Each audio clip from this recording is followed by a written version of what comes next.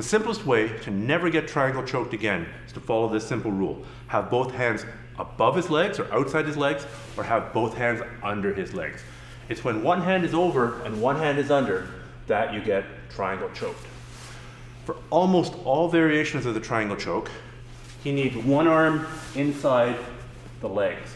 So never casually be passing the guard and put one hand under. If he knows grappling, he will finish that choke and tap you out for sure. Now there are guard passes that rely on one hand under. But to pull those off properly, you're doing a number of other adjustments to make the triangle choke much harder to do. You're putting a lot of stacking pressure forward, you're positioning yourself on the shin, and this arm isn't just casually lying around, you're short arming with it. So you're here. So you're not here, where you probably get triangle choke, your elbow's in. And here's another thing. Usually when your opponent catches you in a triangle, it's not gonna be fully locked on right away. Say I'm Snoop and I put my hand under here and he shoots the triangle. Usually it starts out going through a phase like this, where it's just the ankles that are crossed. It's not fully locked yet. So at this point, before it gets locked, I wanna posture up. I wanna look up, I wanna have my head up, I wanna have my body up. This makes it much harder for him to close it, for him to close the ankles. So from here, as I'm posturing up, I've got a couple of options. I can reach up here and pull his leg open. That often works. But say I can't do that. Now I've got a couple of other options. One is to put both hands, lock them together, push down on his belly. And remember, if I look down, he's gonna finish. He's gonna pull my head. So I literally look up at the ceiling, I look, my eyes up, my head is up, my body's up, and I push down on his hips. Or if it's with the gi, I can do a couple of other tricks. I can take my hand and I can grip the pants back here, and I can grip the lapel. Now I'm basically sandwich his body and I push up. By holding his pants down and pushing his belt down, basically I'm holding his legs in place. Close your ankle. And that allows me to reach up without him following me. So, 2 hands under, 2 hands over, and if you do get caught, posture up like crazy.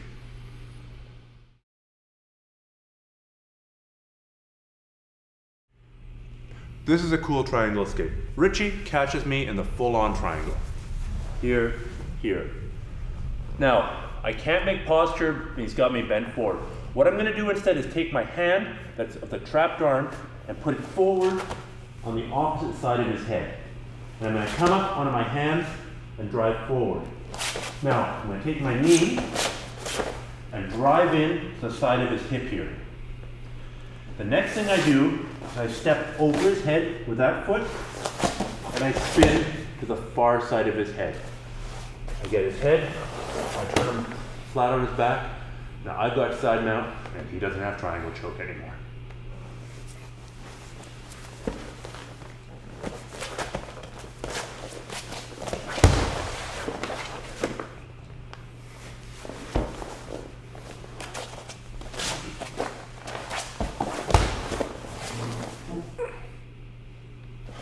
Here's some details that'll make this escape even more effective.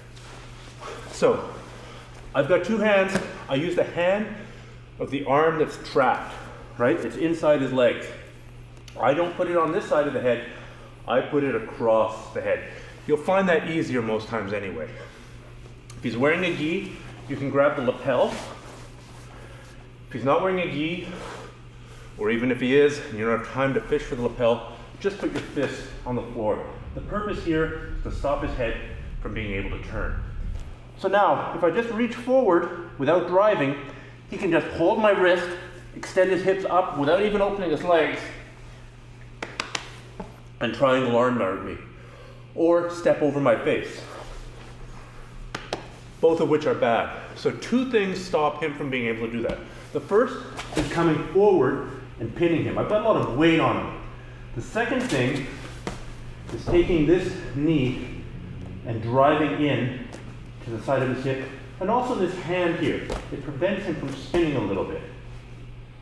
So now, when I step over his head and continue to turn, there's a brief moment here where if I just turn without coming over his head, he can catch me in an omoplata arm lock.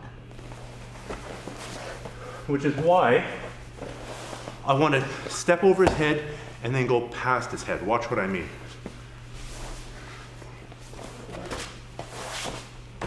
Here, he can maybe omoplata me. If I step over his head, the omoplata is completely shut down. And you know what? Even if you get caught in an omoplata, again, at least there's motion. It's maybe a little bit easier to escape from an omoplata than it is to escape from a fully locked triangle. So give this technique a shot. It'll work for you very often, and sometimes you'll end up in a really interesting scramble.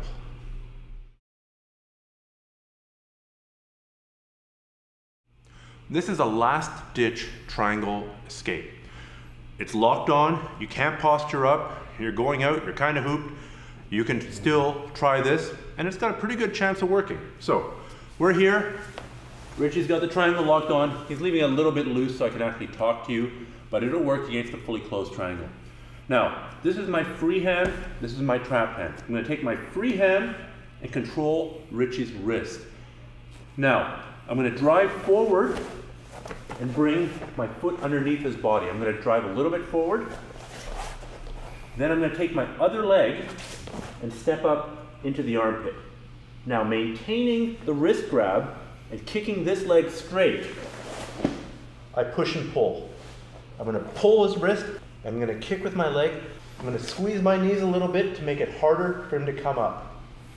Now, it's a scramble for the top. I can't promise you the top position, but you are out of the triangle, so you should be pretty happy with that. In an ideal world, bring his leg to the side, pull my leg under, come up and get the top.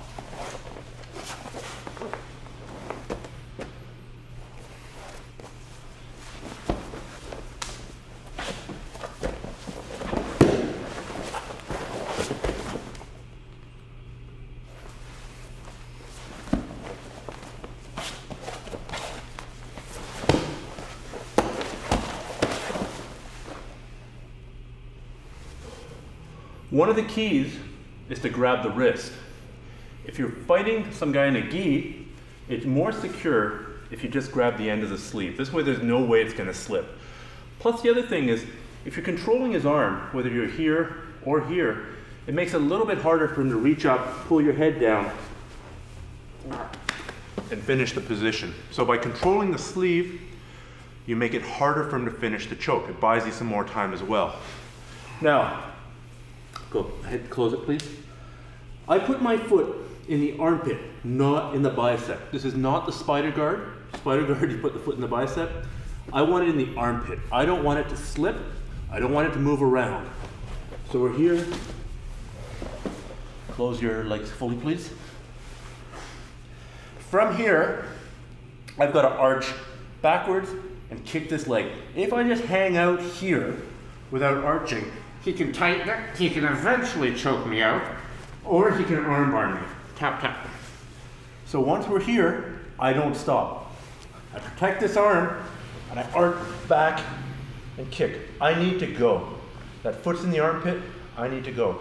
Now some people have a variation of this, and it's good if you're more flexible. I prefer the armpit, but some people prefer, go ahead please, they come forward and they bring the feet over the belly, like this, and then they arch backwards. That's good too, if you're more flexible. I think if you kick it into the armpit, that's a pretty solid position. It's not going to wiggle out of there anytime soon, and you don't need to be super flexible. It's a great escape. Give it a try.